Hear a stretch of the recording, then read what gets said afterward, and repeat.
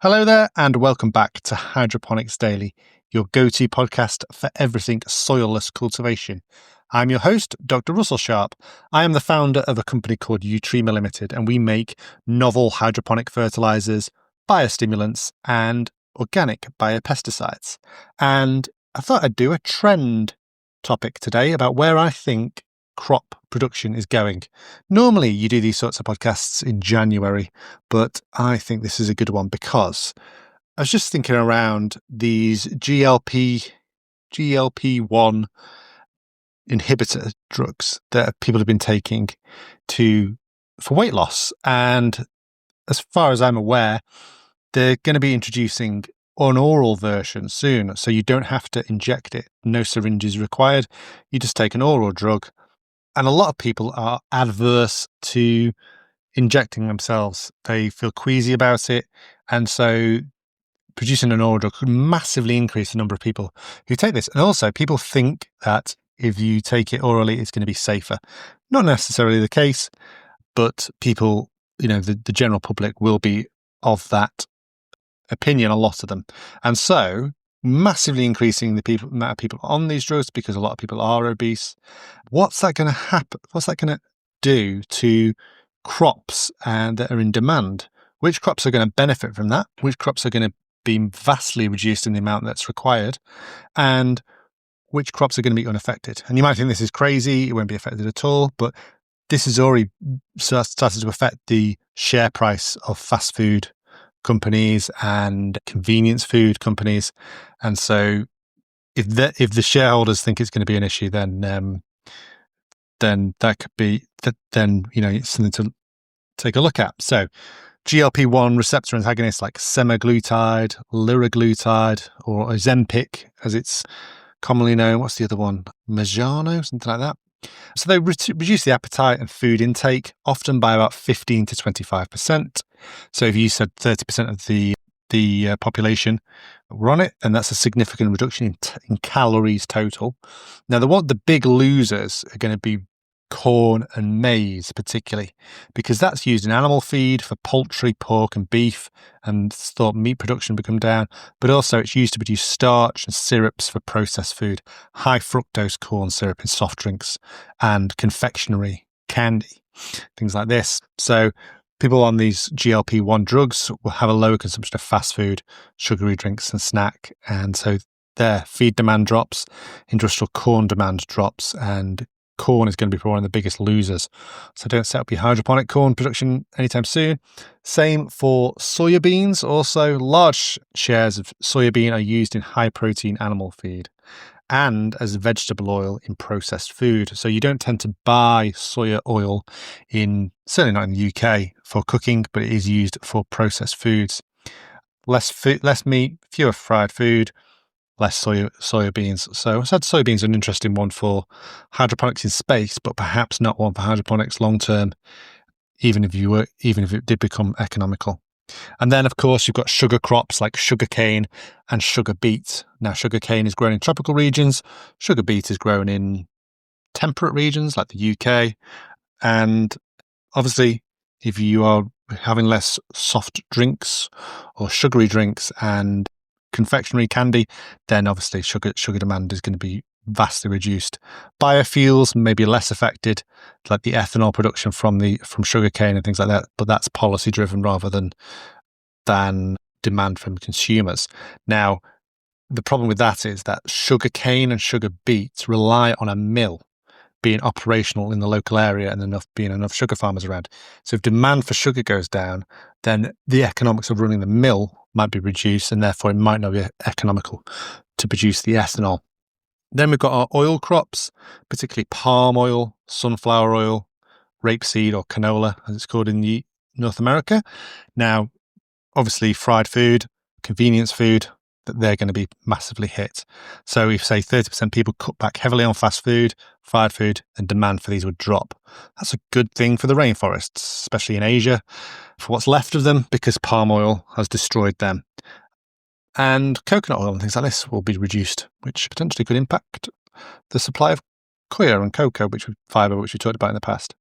Now, what about crops that are positively affected by this. So by positive here, we mean relative advantage versus the big losers that we talked about before, and pulses and legumes potentially. So with the exception of soybean. So lentils, chickpeas, beans, peas, peanuts. GLP users and weight management diets often emphasize high protein, high fiber, low energy density, and particularly high plant protein. So those crops will be in demand. And there's some interesting crops there for potentially for hydroponics. If you could produce fresh legumes, that could be a good one, like mange too, stuff like that.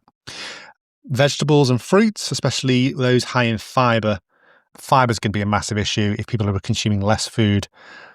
The doctors are really going to be pushing people onto high fiber diets, because just as we've seen with people in the bodybuilding and weightlifting area, if you don't get that fiber, if you just rely on protein intake, you get massive issues with bowel and bowel cancer. So micronutrient dense, high fiber foods.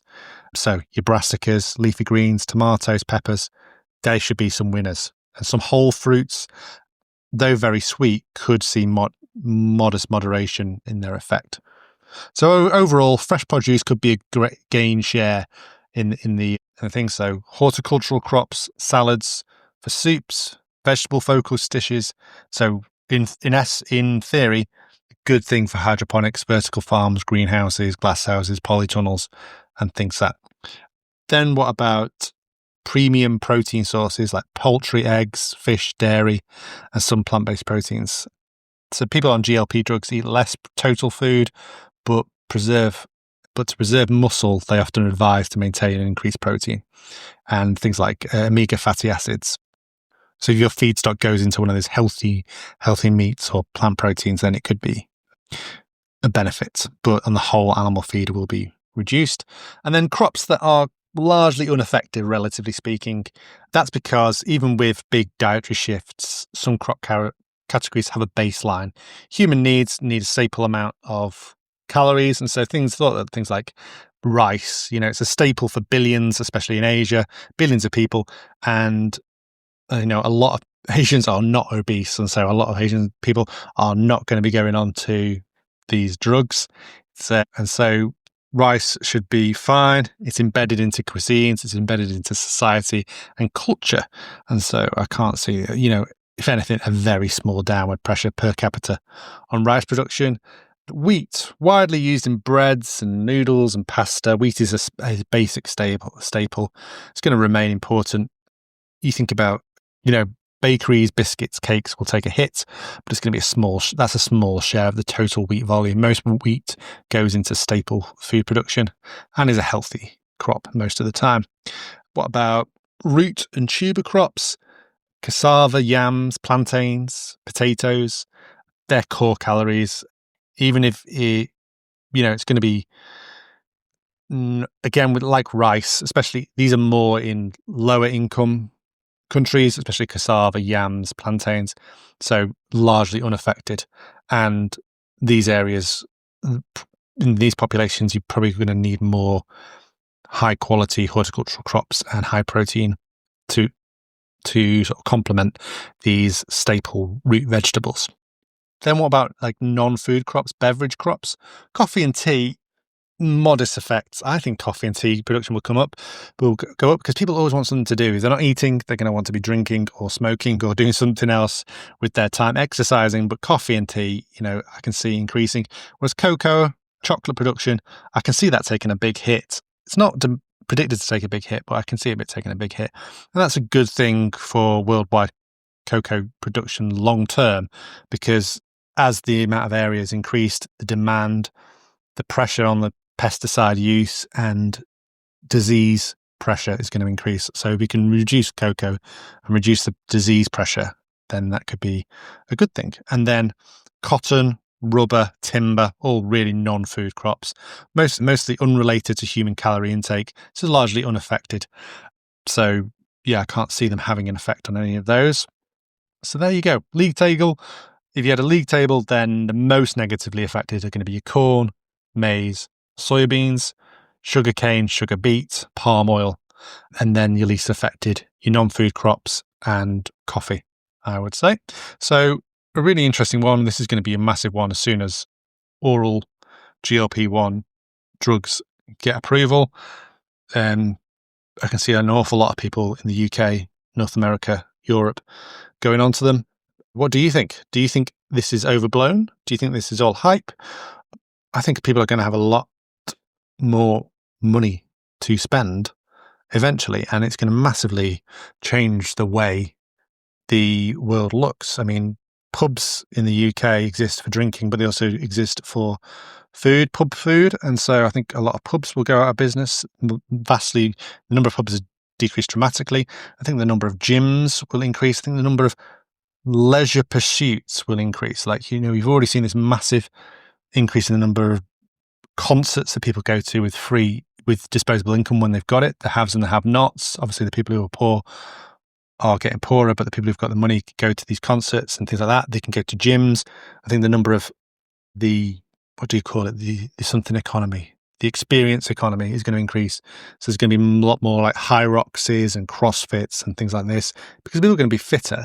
They're not going to be dragging 30 kilos of blubber around with them. And so they're going to be up for doing more events. They're going to be skydiving and, trail running and things like this.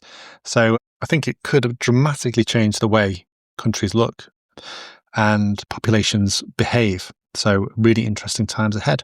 What do you think? There are some bad reports there from these drugs. My sister is a doctor, and she has said that in Liverpool, one of the hospitals had to issue a warning because people were injecting their kids with these drugs, and they're not designed for kids. And then Robbie Williams said they made him go blind, and he was an early adopter. So yeah, it is a very minor side effect, apparently, serious eye problems. But there you go. Who knows? Maybe eye clinics will be the thing to invest in. But yeah, hopefully not. So yeah, and as people say, show me the drug with no side effects and I'll show you a drug that doesn't work, whether that is legal cannabis or GLP-1 inhibitors. On that bombshell, that is the end of the episode. Thank you very much for listening. If you found this interesting, obviously it's not direct hydroponics, but it does have relation into how hydroponics is going to evolve in the future, then please do leave an Apple podcast review, because it helps share the podcast with the wider horticultural, agricultural, gardening community.